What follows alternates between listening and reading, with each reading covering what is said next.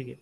तो ये आपका थिक सिलेंडर है। तो इस थिक सिलेंडर में हम लोग को सबसे पहले इनफिनिटेसिमल एलिमेंट चूज करना पड़ेगा। तो सिलेंड्रिकल कोऑर्डिनेट में इस एलिमेंट का इनफिनिटेसिमल एलिमेंट जो है, इस फिगर से ये इनफिनिटेसिमल एलिमेंट शो किया गया। तो इस इनफिनिटेसिमल एलिमेंट के लिए हम लोग कैसे चूज करते हैं, हम लोग ये आपका 3 डायमेंशनल एलिमेंट है। तो इस 3 डायमेंशनल एलिमेंट में आपके पास क्या है, 6 फेसेस है। तो ये तुम्हारा 3 डायमेंशनल स्पेस है। तो इसमें क्या है, ये टोटल 6 फेस होंगे। ये तुम्हारा फर्स्ट स्पेस होगा। ये फेस PQRS, इससे तुम्हारा फर्स्ट फेस बनता है। ये तुम्हारा फर्स्ट फेस है, ठीक है। और ये पॉइंट जो है, इस सिलेंडर के सेंटर को डिनोट कर रहा है। तो इस सेंटर, ये पॉइंट जो है तुम्हारा, ये पॉइंट तुम्हारा सिलेंडर के सेंटर को डिनोट कर रहा है। तो इस स्पीयर में ये इनफिनिटेसिमल एलिमेंट में नंबर ऑफ फेसेस तुम्हारे कितने होंगे, 6 फेसेस होंगे। तो सबसे पहले हम लोग इस फेसेस को काउंट करते हैं। तो ये तुम्हारा PQRS, ये फेस जो है, ये फेस तुम्हारा है फेस नंबर 1। अगर इस फेस पर अगर तुम लोग नॉर्मल ड्रॉ करते हो, तो इस फेस का नॉर्मल वेक्टर जो है तुम्हारा एक्सिस, अगर हम लोग इस सिलेंडर के एक्सिस को अगर हम लोग जेड एक्सिस डिनोट करते हैं, तो ये सिलेंडर का अगर एक्सिस तुम्हारा जेड एक्सिस है, तो इस फेस का नॉर्मल वेक्टर जो है, इस फेस पर नॉर्मल वेक्टर जो है तुम्हारा जेड डायरेक्शन में रहेगा। उसके बाद सेकंड फेस जो है तुम्हारा Q डैश R डैश और R है। तो ये तुम्हारा फेस बनता है तुम्हारा, इसलिए ये कर्व शेप है। क्योंकि ये एंगल तुम्हारा डी थीटा अगर छोटा है, तो हम लोग इसे एज ए फेस की तरह ट्रीट कर सकते हैं। तो ये तुम्हारा सेकंड फेस है। तो इस फेस का जो नॉर्मल वेक्टर जो है, वो तुम्हारा ER वेक्टर के यानी रेडियल डायरेक्शन में है।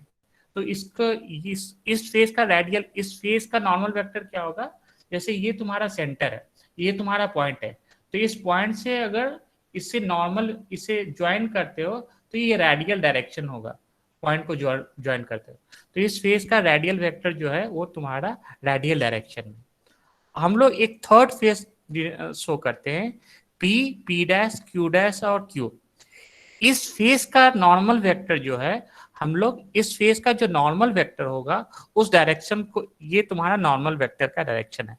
तो इस वेक्टर का डायरेक्शन जो है, वो हम लोग कहते हैं टैंजेंशियल डायरेक्शन कहते हैं। तो सबसे पहले तुम्हें 3 डायरेक्शन तुम्हें यूज होता है। पहला होगा तुम्हारा इस फेस के नॉर्मल वेक्टर। तो इस फेस का नॉर्मल वेक्टर जो है तुम्हारा रेडियल डायरेक्शन में है। तो हम लोग इस फेस पर नॉर्मल वेक्टर एक रेडियल डायरेक्शन होता है। दूसरा फेस जो है, इस फेस का नॉर्मल वेक्टर जो है टेंजेंशियल डायरेक्शन है। P डैश Q डैश और Q का नॉर्मल वेक्टर जो है टेंजेंशियल डायरेक्शन में है। और थर्ड जो है फेस PQRS, ये फेस का नॉर्मल वेक्टर जो है तुम्हारा जेड डायरेक्शन में। तो तुम्हारे पास तीन फेस है, इसलिए इसमें 6 फेस है। तो तुम्हारे 2 फेस, जैसे तुम फेस चूज करते हो Q डैश R डैश और R। तो इस फेस का नॉर्मल वेक्टर जो है तुम्हारा आउटवर्ड नॉर्मल वेक्टर है रेडियल डायरेक्शन में। उसी तरीके से P डैश और तुम्हारा S डैश और S को चूज करोगे, तो ये तुम्हारा लोअर फेस जो है, उस फेस का नॉर्मल वेक्टर जो है तुम्हारा इनवर्ड रेडियल डायरेक्शन में होगा। तो एक है रेडियल डायरेक्शन में, ठीक है। तो इस फेस पर तुम्हारा स्ट्रेस जो डेवलप होगा, इस फेस पर जो स्ट्रेस डेवलप होगा, उस स्ट्रेस को हम लोग कहेंगे रेडियल स्ट्रेस। तो इस फेस पर अगर हम लोग नॉर्मल स्ट्रेस जनरेट होता है, तो उस स्ट्रेस को हम लोग कहते हैं रेडियल स्ट्रेस। तो इस फेस पर रेडियल स्ट्रेस को डिनोट करने के लिए हम लोग sigma R, D of sigma R use किया गया इस फेस पर। उसी तरीके से अगर हम लोग P डैश और तुम्हारा S डैश और S लोअर वाले फेस पर अगर हम लोग नॉर्मल स्ट्रेस अगर ड्रॉ करना है, तो इस स्ट्रेस को हम लोग सिग्मा आर कहते हैं। सिग्मा आर इसलिए यूज किया गया है, इसमें हम लोग सिग्मा आर आर होता है। तो इसमें सिग्मा आर आर में दो सबस्क्रिप्ट है। पहला सबस्क्रिप्ट डिनोट करेगा तुम्हारा इस प्लेन का नॉर्मल वेक्टर, और दूसरा सबस्क्रिप्ट डिनोट करता है वो तुम्हारा इस फेस का स्ट्रेस का डायरेक्शन अलोंग इस फेस का स्ट्रेस का डायरेक्शन। तो स्ट्रेस का डायरेक्शन जो है आउटवर्ड नॉर्मल वेक्टर यानी रेडियल डायरेक्शन में, इसलिए हम लोग सबस्क्रिप्ट जो है आर यूज किया गया। उसी तरीके से हम लोग सेकंड फेस देखते हैं P, P dash, Q dash और क्यू। इस फेस का नॉर्मल वेक्टर जो है तुम्हारा एप्सिलॉन ई थीटा है। तो इस फेस का नॉर्मल वेक्टर टेंजेंशियल डायरेक्शन में, तो इस फेस पर जो नॉर्मल स्ट्रेस जनरेट होता है उससे हम लोग टेंजेंशियल स्ट्रेस कहते हैं। इसे हम लोग सिग्मा थीटा से डिनोट करते हैं। तो टेंजेंशियल स्ट्रेस को हम लोग कहते हैं हुप स्ट्रेस। तो ये दो चीज तुम्हें, दो तरह का स्ट्रेस होगा, रेडियल स्ट्रेस और टेंजेंशियल स्ट्रेस तुम्हारा हुप स्ट्रेस कहलाता है। और पी क्यू आर एस, इस फेस पर जो स्ट्रेस डेवलप होगा उसे हम लोग लॉन्गिट्यूडनल स्ट्रेस कहेंगे। तो तुम्हें तीन तरह का स्ट्रेस आएगा, सिग्मा आर, सिग्मा थीटा और सिग्मा जेड। ये तीनों stress sigma R, sigma theta और सिग्मा जेड जो है ये तीनों ही प्रिंसिपल स्ट्रेस रहेंगे। प्रिंसिपल स्ट्रेस का अर्थ है, स्ट्रेस का मीनिंग क्या है, P P P dash Q dash और क्यू, इस प्लेन पर शियर स्ट्रेस जो है वो जीरो रहेगा। इसका अर्थ है टाउ आर थीटा और tau theta along R, tau, इस प्लेन का नॉर्मल वेक्टर क्या है, थीटा डायरेक्शन में है। तो इसका अर्थ है टाउ थीटा इंटू आर। तो इस प्लेन पर शियर स्ट्रेस जो है वो जीरो होगा। उसी तरीके से आर क्यू क्यू डैश और आर डैश, इस प्लेन पर शियर स्ट्रेस जो होगा वो तुम्हारा जीरो होगा।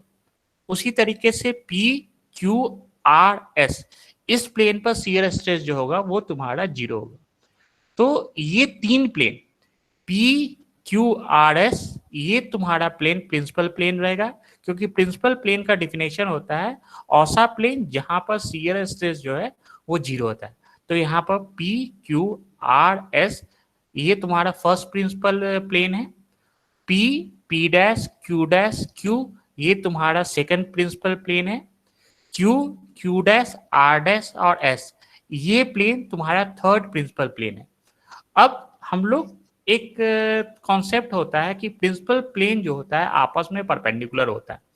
तो अगर तुम पी क्यू पी एस ये प्लेन और P P dash Q dash और क्यू, इन दोनों प्लेन के बीच में अगर एंगल तुम लोग फाइंड आउट करोगे तो ये दोनों प्लेन आपस में परपेंडिकुलर है। और Q Q dash R dash और आर ये प्लेन, और Q Q dash P dash और पी ये दोनों प्लेन जो है रेडियल डायरेक्शन का प्लेन और टेंजेंशियल डायरेक्शन का प्लेन जो है वो तुम्हारा परपेंडिकुलर है, दोनों के बीच में 90 डिग्री है। तो ये तीन प्लेन जो है प्रिंसिपल प्लेन तुम्हारा इस प्रॉब्लम में प्रिंसिपल प्लेन होता है। इसमें हर एक प्लेन पर शियर स्ट्रेस जो है इन तीनों प्लेन पर जो है तुम्हारा फ्रंट के तीन प्लेन और तुम्हारा बैकवर्ड में जो तीन प्लेन है, तो सभी जितने भी 6 प्लेन है उस 6 प्लेन पे शियर स्ट्रेस जो है वो तुम्हारा जीरो होगा। तो इस पर स्ट्रेस एट ए पॉइंट अगर हम लोग 3/3 मैट्रिक्स अगर हम लोग लिखना चाहेंगे तो सबसे पहला वाला रो तुम्हारा क्या होगा, सिग्मा आर 0 0, ये तुम्हारा पहला रो होगा। दूसरा रो क्या होगा, 0 सिग्मा थीटा 0, ये दूसरा रो होगा। और थर्ड जो होगा 0 0 सिग्मा जेड। तो किसी भी पॉइंट पर स्ट्रेस जो होगा उसका शियर कंपोनेंट 0 रहेगा, और डायगोनल में जो एलिमेंट होंगे वो सिग्मा आर, सिग्मा थीटा और सिग्मा जेड को डिनोट करता है।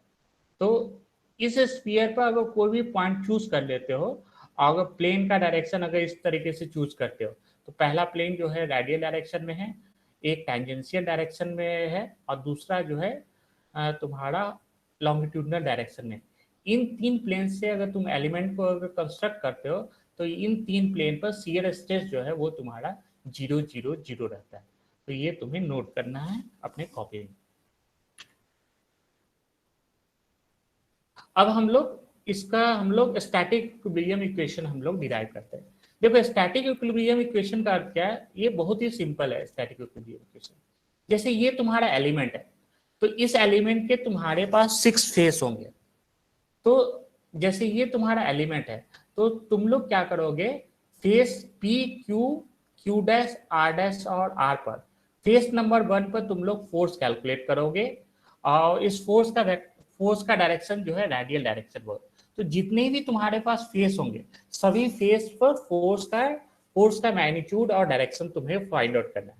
तो 6 फेस है, तो 6 फेस पर तुम्हें फोर्स का डायरेक्शन और फोर्स का मैग्नीट्यूड तुम्हें फाइंड आउट करना होगा। ये पहला स्टेप होगा।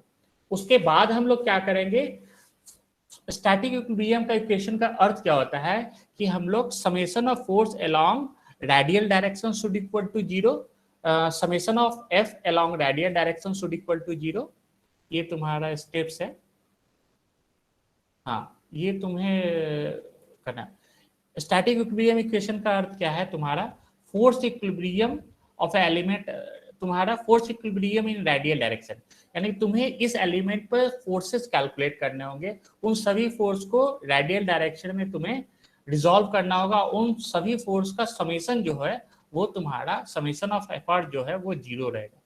उसी तरीके से फोर्स इक्विलिब्रियम इन टेंजेंशियल डायरेक्शन, सभी फोर्स को कैलकुलेट करो और फोर्स का समेशन टेंजेंशियल डायरेक्शन में कैलकुलेट करके इसे 0 सब्स्टिट्यूट कर दो। और थर्ड इक्विलिब्रियम कंडीशन तुम्हें कहेगा कि force equilibrium along the Z direction, sigma Z direction. तो ये 3 इक्विलिब्रियम इक्वेशन अगर तुम लोग सॉल्व करते हो तो तुम्हारे पास डिफरेंशियल इक्वेशन ऑफ मोशन तुम्हारा कैलकुलेट हो जाएगा। तो यही प्रोसेस हम लोग करेंगे, ये कैलकुलेशन हम लोग करेंगे। तो इस कैलकुलेशन को करने के लिए सबसे पहले हम लोग क्या करते हैं, ये तुम्हारा जैसे ये तुम्हारा स्पेस है तुम्हारा, हाँ ये तुम्हारा जैसे ये तुम्हारा सिलेंडर है, ठीक है। तो इस सिलेंडर पर हम लोग क्या करेंगे, कोई एक क्रॉस सेक्शन चूज करेंगे। तो इस सिलेंडर में अगर हम लोग कोई क्रॉस सेक्शन लेते हैं तो वो क्रॉस सेक्शन तुम्हें किस तरीके से दिखाई देगा, एक कॉन्सेंट्रिक सिलेंडर दिखाई देगा। तो इसका 2 डायमेंशनल व्यू जो है हम लोग शो किए हैं, ये तुम्हारा 2 डायमेंशनल व्यू है। तो इस 2 डायमेंशनल व्यू में हम लोग, जैसे ये तुम्हारे पास एलिमेंट है, तो 2 डायमेंशनल एलिमेंट में तुम्हें पी क्यू आर एस इस फेस को हम लोग यहाँ पर रिप्रेजेंट किए हैं इस एलिमेंट पे। पी क्यू आर एस ये तुम्हारा एक फेस है, इस 3 डायमेंशनल एलिमेंट का first face P Q R S, इसका फेस नंबर 1 है। इस फेस को हम लोग इस वाले फिगर में हम लोग रिप्रेजेंट किए। अब इस एलिमेंट का मुझे स्टैटिक इक्विलिब्रियम इक्वेशन डिराइव करना होगा। तो सबसे पहले हम लोग क्या करेंगे कि हम लोग जैसे सबसे पहले पॉइंट पी चूज करना है। तो पॉइंट पी जो है तुम्हारा सेंटर से डिस्टेंस, हम लोग पॉइंट पी जो है सेंटर से डिस्टेंस जो है तुम्हारा स्मॉल आर है, यानी ओ पी जो है वो तुम्हें आर दिया हुआ है, और ओपी वेक्टर जो है एक्स एक्सिस से तुम्हारा एंगल बना रहा है थीटा। फिर उसके बाद हम सेकंड पॉइंट क्यू चूज करेंगे, ये कॉन्सेंट्रिक सर्कल अप्लाई करेगा। तो इस क्यू पॉइंट जो है ओपी लाइन को जब एक्सटेंड कर दोगे और पी और क्यू के बीच में डिस्टेंस जो है डी ऑफ आर होगा। तो पी और क्यू के बीच में डिस्टेंस जो है आर है। तो क्यू का कोऑर्डिनेट, पी का कोऑर्डिनेट अगर हम लोग अगर देखें, पी का रेडियल कोऑर्डिनेट कितना होना चाहिए आर, और पी एक्स एक्सिस से कितना एंगल बनाएगा थीटा, और इस प्लेन का जेड, इस प्लेन पर जितने भी पॉइंट होंगे उसका जेड कोऑर्डिनेट तुम्हारा जेड है। उसी तरीके से तुम्हारा स्मॉल क्यू का कोऑर्डिनेट तुम्हें राइट करना है। तो इस पॉइंट क्यू का कोऑर्डिनेट कितना होना चाहिए, ओ से क्यू का जो दूरी होगा आर प्लस डी आर, और ओ क्यू लाइन जो है एक्स एक्सिस से एंगल कितना बना रहा है, वो एंगल तुम्हें थीटा बनाना है। तो इसका सेकंड कोऑर्डिनेट जो है थीटा कोऑर्डिनेट थीटा। अब पॉइंट क्यू जो है इस सेक्शन पर लाई करता है, इस क्रॉस सेक्शन पर लाई करता है। तो इस क्रॉस सेक्शन पर जितने भी पॉइंट होंगे उनका जेड कोऑर्डिनेट सेम होगा। तो इस पॉइंट का पी का, क्यू का, आर का, एस का, इस सभी पॉइंट का जेड कोऑर्डिनेट जो है वो सेम रहेगा। तो इसीलिए मैंने ऑल 4 पॉइंट का जेड कोऑर्डिनेट मैंने फिक्स किया, क्योंकि ये किसी सिलेंडर का ये क्रॉस सेक्शन है। तो क्रॉस सेक्शन को काटोगे जेड कोऑर्डिनेट तुम्हारा फिक्स हो जाएगा। उसी तरीके से इन 4 पॉइंट का मैंने कोऑर्डिनेट इस टेबल में नोट किया। उसी तरीके से तुम्हें लेंथ तुम्हें फाइंड आउट करना होगा। तो P और Q के बीच में लेंथ कितना है, D ऑफ R। S और R के बीच में लेंथ कितना है, D ऑफ R। अब तुम्हें आर्क P और S के बीच में तुम्हें आर्क लेंथ तुम्हें कैलकुलेट करना होगा। इसका लेंथ हम लोग बाद में डिस्कस करेंगे कब हम लोग को यूज करना होगा, ठीक, क्यों यूज करना। तो हम लोग का आर्क लेंथ PS तुम्हें कैलकुलेट करना होगा। तो P और S के बीच में, क्योंकि ये पर्टिकुलर आर्क जो है सेंटर पर एंगल बना रहा होगा D ऑफ थीटा, तो और O और P के बीच में डिस्टेंस है तुम्हारा स्मॉल आर। तो आर्क PS लेंथ कितना होना चाहिए, R D थीटा। उसी तरीके से Q और O के बीच में डिस्टेंस कितना होना चाहिए, Q और O के बीच में डिस्टेंस जो है R प्लस DR है। तो Q और R के बीच में आर्क लेंथ कितना होगा, R plus DR into D of theta. तो हम लोग इस एलिमेंट में 4 जो साइड बने हैं उन चारों साइड का हम लोग लेंथ हम लोग लिख लेते हैं, तो ये तुम्हें यूज हो, ठीक है। अब हम लोग क्या करेंगे, फोर्स इक्विलिब्रियम इन रेडियल डायरेक्शन कैलकुलेट करेंगे। तो हम लोग को ये फोर्स इक्विलिब्रियम इन रेडियल डायरेक्शन कैलकुलेट करना है। तो उसके लिए हम लोग क्या करते हैं, ये फिगर शो किया। तो ये तुम्हारा एलिमेंट है, तो इस एलिमेंट का हम लोग फ्री बॉडी डायग्राम ड्रॉ करेंगे। तो इस एलिमेंट को मैंने यहाँ पर शो किया गया, ठीक है, शो किया। तो शो करने के बाद अगर तुम इसके सेंटर से इस पॉइंट को, मिडिल वाले पॉइंट को ज्वाइन कर दोगे, तो ये लाइन जो है, इस लाइन को हम लोग कहते हैं रेडियल डायरेक्शन। अब रेडियल डायरेक्शन के परपेंडिकुलर जो लाइन होता है उस डायरेक्शन को हम लोग कहते हैं टेंजेंशियल डायरेक्शन। तो तुम्हें 2 डायरेक्शन डिफाइन करना होगा, एक रेडियल डायरेक्शन और दूसरा जो होगा वो टेंजेंशियल डायरेक्शन तुम लोग को शो करना होगा। तो इस एलिमेंट का 2 डायरेक्शन होगा, एक रेडियल डायरेक्शन, एक टेंजेंशियल डायरेक्शन। तो हम लोग क्या करेंगे, जैसे ये तुम्हारे पास एलिमेंट है, तो इस एलिमेंट का मिडिल पॉइंट ले लो। तो मिडिल पॉइंट से क्या करेंगे, रेडियल डायरेक्शन में होगा, एक रेडियल वेक्टर होगा और इसके परपेंडिकुलर जो है वो तुम्हारा टेंजेंशियल डायरेक्शन होगा। तो सबसे पहले हम लोग डायरेक्शन डिफाइन कर लिए इस एलिमेंट पे। अब हम लोग, ये तुम्हारा आर्क है, ये तुम्हारा इस फेस पर, लोअर वाले फेस पर, जैसे हम लोग फेस अगर हम लोग देखें, पी प्लेन कंसीडर करते हैं, एस पी पी डैश और तुम्हारा एस डैश, ये लोअर फेस पर हम लोग को फोर्स कैलकुलेट करना है। तो लोअर फेस पर अगर हमको फोर्स कैलकुलेट करना है, तो मुझे पता है कि stress equal to force upon area. तो force equal to stress multiply by area. तो इस फेस पर, इस लोअर वाले फेस पर तुम्हारा फोर्स कैलकुलेट कर रहे हैं, रेडियल फोर्स। तो इस फेस पर तुम्हारा रेडियल फोर्स कितना होगा, sigma, stress equal to force upon area. तो force equal to stress upon area. इस फेस पर स्ट्रेस कितना है, सिग्मा आर। लोअर वाले फेस पर तुम्हें एरिया फाइंड आउट करना होगा। तो ये तुम्हारा, अगर हम लोग ये पर्टिकुलर आर्क लेंथ देखते हैं, तो ये आर्क लेंथ तुम्हारा कितना है, आर डी थीटा, और अलोंग द ये लेंथ कितना है तुम्हारा, डी ऑफ जेड है।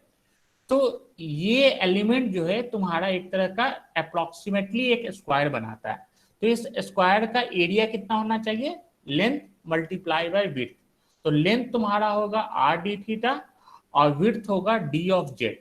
तो इसका एरिया होगा R D theta into D of Z. तो हम लोग स्ट्रेस को एरिया से मल्टीप्लाई किए हैं, तो इस प्लेन पर फोर्स ये तुम्हारा कैलकुलेट हो जाता है। तो ये तुम्हारा फोर्स फोर्स फर्स्ट फोर्स होता है। उसी तरीके से हम लोग ये इस फेस के अपोजिट वाले फेस हम लोग अपर वाले फेस पर हम लोग कंसीडर करते हैं। अब इस फेस पर स्ट्रेस कितना है, वो तुम्हारा sigma R plus D sigma R है। स्ट्रेस जो है along the radial direction increase हो सकता है चाहे डिक्रीज हो सकता है। वेरिएशन को हम लोग डी ऑफ सिग्मा आर से डिनोट किए। इस फेस पर हम लोग को फोर्स कैलकुलेट करना है। तो इस फेस का सबसे पहले हम लोग एरिया कैलकुलेट करते हैं। तो इस पॉइंट से इस पॉइंट का डिस्टेंस कितना है, R plus this particular distance, इस पॉइंट से इस पॉइंट का डिस्टेंस, इस पॉइंट से इस पॉइंट का डिस्टेंस डी आर है। तो इस पॉइंट से इस पॉइंट का डिस्टेंस तुम्हारा आर प्लस डी आर होगा। तो ये पर्टिकुलर आर्क लेंथ तुम्हारा कितना होना चाहिए, ये पर्टिकुलर आर्क लेंथ होना चाहिए, ये पर्टिकुलर रेडियस है, this L theta equal to L upon R, so L equal to theta into R, theta की जगह डी थीटा है और आर की जगह आर प्लस डी आर है, तो ये पर्टिकुलर लेंथ कितना होना चाहिए, R plus d R into D of theta, तो R plus d R into D of theta इस वाले एज का तुम्हारा लेंथ इंडिकेट करता है। उसी तरीके से हम लोग along द एक्सिस अगर डायरेक्शन फाइंड आउट करते हैं, तो इस एज का अगर लेंथ कैलकुलेट अगर करते हैं, तो इस एज का लेंथ मान लो कि डी ऑफ जेड है, तो ये एक्सिस जो है वो तुम्हारा एक्सिस ऑफ सिलेंडर के पैरेलल है, तो इसका लेंथ तुम्हारा डी ऑफ जेड है। तो अगेन क्योंकि डी थीटा छोटा है, तो ये एलिमेंट को हम लोग अप्रोक्सीमेटली हम लोग एक रेक्टेंगल की तरह ट्रीट कर सकते हैं। तो इसका एरिया कितना होना चाहिए, length is equal to this one is correspond to length and this one is correspond to width, so r plus dr into d of theta, this is my length and this particular length is d of z is width, ये particular तुम्हारा area होता है। अब हम लोग stress को multiply कर देते हैं एरिया से, दिस पर्टिकुलर एरिया, तो इस वाले फेस पर ये ऊपर का ये 3 डायमेंशनल व्यू है, तो इस 3 डायमेंशनल को हम लोग 2 डायमेंशनल में अगर रिप्रेजेंट करते हैं, तो इस फेस पर रेडियल डायरेक्शन में फोर्स कितना होगा, इस फेस पर स्ट्रेस मल्टीप्लाई बाई एरिया, ये तुम्हारा फोर्स का डायरेक्शन हो गया। उसी तरीके से अब तुम्हारे पास ये टेंजेंशियल डायरेक्शन में फेस आता है। अब इस फेस का तुम्हें एरिया फाइंड आउट करना है, तो अगेन ये तुम्हारा फेस तुम्हारा रेक्टेंगल की तरह ट्रीट होगा, तो इस फेस का ये पर्टिकुलर एज कितना है, डी ऑफ आर है, और ये पर्टिकुलर एज कितना है तुम्हारा डी ऑफ जेड है, तो इस फेस का एरिया कितना होना चाहिए, D of R into D of Z, और इस फेस पर नॉर्मल स्ट्रेस कितना है, सिग्मा थीटा, तो इस फेस पर फोर्स कितना होगा, sigma theta stress multiply by area D R into D of Z, तो इस फेस पर स्ट्रेस फोर्स जो है sigma theta D R into D of theta. उसी तरीके से इस फेस पर जो है again hoop stress sigma theta लगता है। ये पॉइंट नोट करने वाला है, अगर हम लोग थीटा को वेरी करते हैं, तो हुप स्ट्रेस जो है वो तुम्हारा चेंज नहीं करता है, तो इस प्लेन में हुप स्ट्रेस अगर सिग्मा थीटा लग रहा है, तो इस वाले फेस पर भी तुम्हारा हुप स्ट्रेस सिग्मा थीटा ही लगता है। लेकिन रेडियल डायरेक्शन में हम लोग देख रहे हैं, रेडियल डायरेक्शन में स्ट्रेस वेरी कर रहा है सिग्मा आर से डी सिग्मा आर है, तो रेडियल डायरेक्शन में नॉर्मल स्ट्रेस वेरी करता है, लेकिन टेंजेंशियल डायरेक्शन में हुप स्ट्रेस जो है वो अनचेंज होता है। इसे थोड़ा सा बाद में इलुब्रेट अगेन करेंगे। तो सिग्मा थीटा जो है it is not a function of theta. अब हम लोग इस फेस पर स्ट्रेस है, उसी तरीके से फोर्थ वाले फेस पर हम लोग स्ट्रेस कैलकुलेट कर लेते हैं। अब हम लोग क्या करेंगे, अब ये तुम्हारा फेस है, ये फेस इसके सेंट्रॉइड से फेस से ड्रॉ करते हो, तो इस फोर्स का वेक्टर और टेंजेंशियल के बीच में एंगल जो है वो तुम्हारा एंगल बनाएगा डी थीटा अपॉन 2। इस एंगल को तुम लोग खुद देख लेना, ये एंगल जो है, ये फोर्स जो है टेंजेंशियल डायरेक्शन से डी थीटा अपॉन 2 बनाता है, तो ये एंगल तुम लोग को समझना चाहिए क्यों ये डी थीटा अपॉन 2 आता है। तो ये एंगल तुम्हारा डी थीटा अपॉन 2 होगा, और ये वाला पर्टिकुलर एंगल तुम्हारा डी थीटा अपॉन 2 होगा। इसका डेरिवेशन जो है डी थीटा अपॉन 2 का हम लोग क्लास नोट्स में गूगल क्लासरूम के थ्रू सेंड करेंगे, तो उसमें तुम्हें अच्छा से डी थीटा अपॉन 2 समझ में आएगा। तो इस तरीके से एंगल कैलकुलेट कर लिया। अब उसके बाद हम लोग क्या करेंगे, फोर्स को रिजॉल्व करेंगे। अब तुम्हारे पास 4 फोर्स है, फोर्स 1, फोर्स 2, फोर्स 3, फोर्स 4। इन चारों फोर्स को हम लोग रेडियल डायरेक्शन में स्प्लिट करते हैं, क्योंकि ये फोर्स जो है रेडियल डायरेक्शन में है और ये वाला फोर्स भी रेडियल डायरेक्शन में, तो आउटवर्ड डायरेक्शन में जो फोर्स लगेगा वो पॉजिटिव होगा, और इनवर्ड डायरेक्शन में जो फोर्स होगा वो निगेटिव होगा। तो इस वाले फोर्स को हम लोग पॉजिटिव कंसीडर करेंगे और इस वाले फोर्स को हम लोग निगेटिव कंसीडर करेंगे।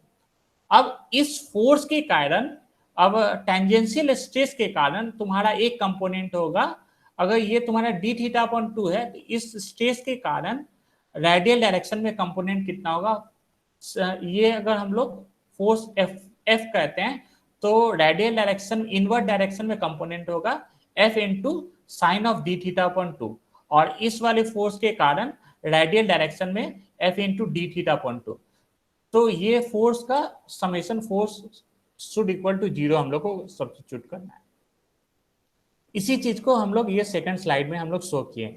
तो हम लोग इस वाले देखो, ये वाला स्ट्रेस जो है, ये वाला फोर्स जो पॉजिटिव है, तो हम लोग पॉजिटिव फोर्स डिनोट किए, और इस ये फोर्स जो है तुम्हारा निगेटिव डायरेक्शन में आ रहा है, तो हम लोग यहाँ पर निगेटिव स्ट्रेस हम लोग लिखे, निगेटिव फोर्स लिखे माइनस।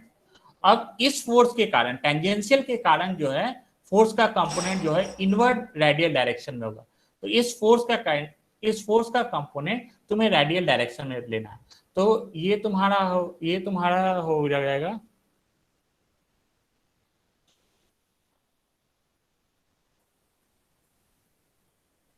सर। इसका डेरिवेशन उससे भेज दीजिए गूगल क्लासरूम। इसके कारण तुम्हारा होगा ये फोर्स है sigma theta D of R into D of Z. इस फोर्स का कंपोनेंट रेडियल डायरेक्शन में लेना है। तो ये एंगल तुम्हारी डी थीटा अपॉन 2 है, तो वाई डायरेक्शन में तुम्हारा कितना होना चाहिए, force into sine of D theta upon 2। तो इस फोर्स के कारण एक कंपोनेंट होगा D theta into sigma R, और इस वाले फोर्स के कारण भी रेडियल डायरेक्शन में कंपोनेंट होगा। तो इसलिए यहाँ 2 नंबर यूज किया। अब इस एक्सप्रेशन को तुम्हें सॉल्व करना है, ठीक है। इस एक्सप्रेशन को सॉल्व करने का क्या टेक्निक है, तुम्हारा sigma R plus D of sigma R. तो ये फोर्स को, ये स्ट्रेस को हम लोग लिख सकते हैं टेलर सीरीज से, sigma R plus D sigma R into divided by d of R into D of R. तो sigma R plus d R की जगह पर हम लोग sigma R plus D sigma R upon d of R into D of R substitute करेंगे। तो इस expression को हम लोग फर्स्ट वाले एक्सप्रेशन में सब्स्टिट्यूट कर देते हैं। तो इस इक्वेशन को जब सॉल्व करोगे तो वो तुम्हें एक डिफरेंशियल इक्वेशन तुम्हारा आएगा। तो वो तुम्हारा सबसे पहला डिफरेंशियल इक्वेशन होगा। तो हम लोग फोर्स इक्विलिब्रियम इन रेडियल डायरेक्शन कर लेते हैं, तो तुम्हारे पास डिफरेंशियल इक्वेशन आ जाता है। तो डिफरेंशियल इक्वेशन आने के बाद हम लोग सेकेंड लेक्चर में उस डिफरेंशियल इक्वेशन आ जाएगा। तो सिग्मा आर को हम लोग, एक मैंने नोट्स तुम लोग को प्रोवाइड किया है व्हाट्सएप में, कुछ स्टूडेंट है, उसमें मैंने सेकंड लेक्चर का नोट्स प्रोवाइड किया। तो सेकंड लेक्चर का जो नोट्स होगा वो हम लोग नेक्स्ट क्लास में हम लोग डिस्कस करेंगे। तो तुम लोग क्या करना है, इस वाली इक्वेशन को नोट्स में, ये इसके आगे प्रोसीजर तुम्हें दिया हुआ है, लेक्चर 1 में रहेगा। तो वो डिफरेंशियल इक्वेशन जो है आज के क्लास में तुम लोग प्रिपेयर कर लेंगे। सेकंड वाले लेक्चर में हम लोग देखेंगे, इसमें तो सेकंड वाले लेक्चर डिफरेंशियल इक्वेशन में हम लोग सिग्मा आर और सिग्मा थीटा को हम लोग देखते हैं, नेक्स्ट क्लास में हम लोग डिस्कस करेंगे, ठीक है।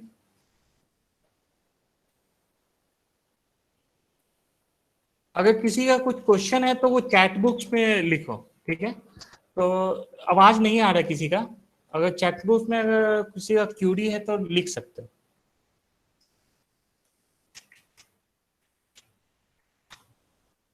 सर गूगल क्लासरूम पर सेंड कर दीजिए, ठीक है, सेंड कर देंगे,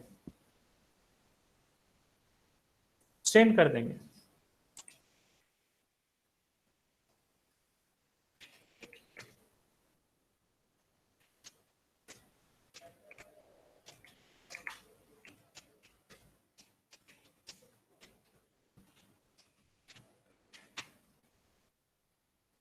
किसी और का कुछ क्वेश्चन है तो पूछ सकते हो। हाँ हाँ, RS सिंह एक क्वेश्चन है, चैट बॉक्स में लिखो, और किसी का क्वेश्चन है तो चैट बॉक्स में लिखो क्या पूछना है। जिनका भी कुछ क्वेश्चन है वो चैट बॉक्स में लिखें।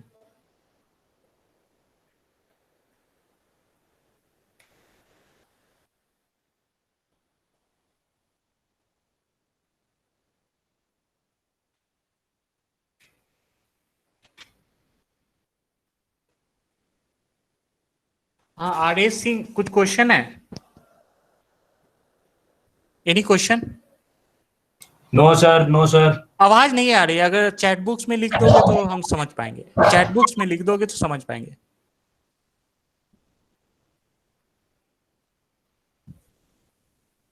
Okay.